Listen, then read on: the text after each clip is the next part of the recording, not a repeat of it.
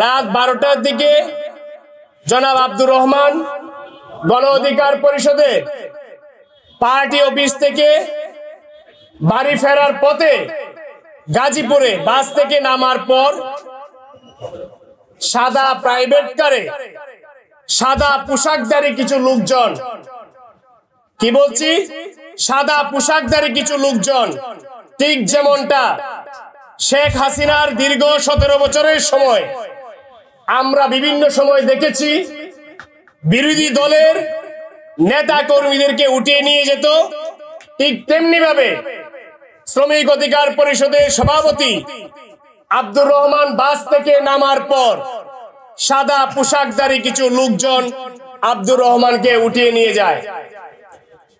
সেখান থেকে কিছু জোর নিয়ে যাওয়ার পর আব্দুর রহমানকে মারধর করা হয় এবং রাস্তার পাশে ফেলে তারা চলে যায়। সেই গাড়ির মধ্য থেকে আব্দুর রহমান চিৎকার করলে পেছন থেকে একটি পুলিশের গাড়ির উপস্থিতি লক্ষ্য করা যায়। পরবর্তী সময়ে সেই পুলিশ আব্দুর রহমানকে সেখান থেকে উদ্ধার করে, কিন্তু এখন পর্যন্ত এই ঘটনার পরিপ্রেক্ষিতে কাউকে গ্রেপ্তার করা হয়নি এবং কারা এর সাথে জড়িত এটি কিন্তু এখন পর্যন্ত পাওয়া যায়নি।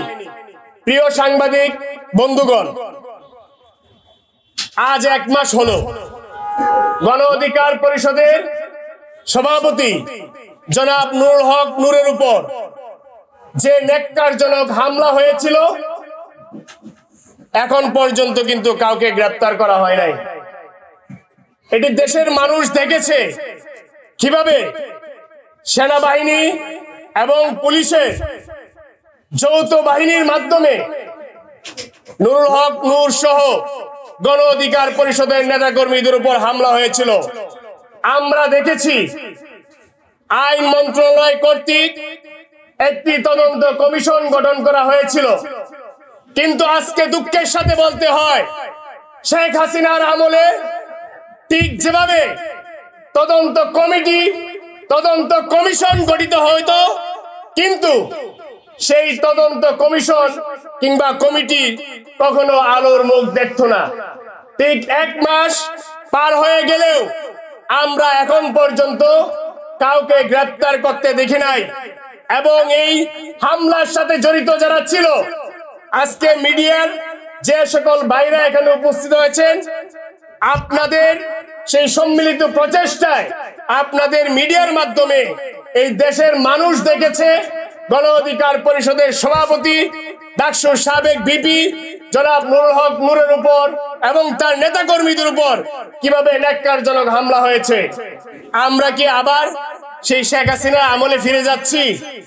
ডক্টর মোহাম্মদ ইউনূস সহ এই অন্তর্বর্তীকালীন সরকারের যারা উপদেষ্টা আছেন, আপনারা কি আবার সেই ফ্যাসিবাদের শাসন আমল কায়েম করতে চান কিনা?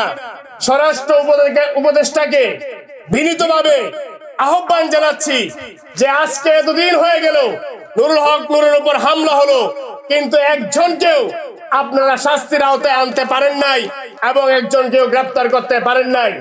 ঠিক এভাবে যদি এই যে বর্তমান যে সরকার, অন্তর্বর্তীকালীন সরকার, তারা যেভাবে দেশ শাসন করছে, এই সরকার পুরোটাই হচ্ছে একটা কাগজে ভাগ। এই সরকারের আসলে কোনো পাওয়ার নেই। এই সরকারের যদি পাওয়ার থাকতো তাহলে কিন্তু এই ঢাকা শহরের বিভিন্ন অলিগলিতে আমরা কিন্তু আওয়ামী লীগের মিছিল দেখতে পেতাম না এবং নুরুল হক নূরের উপর যারা হামলা করেছে তাদের কিন্তু আমরা গ্রেপ্তার দেখতাম। সুতরাং আমরা এই সরকারকে বলবো যে অতি দ্রুত সময়ের মধ্যে যদি আইন শৃঙ্খলা পরিস্থিতি ঠিক না করতে পারেন তাহলে সহি সালামতে আপনারা আপনাদের জায়গা থেকে পদত্যাগ করুন।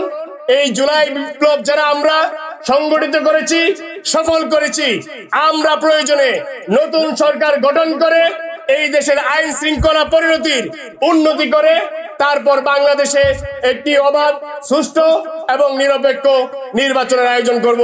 ধন্যবাদ সবাইকে।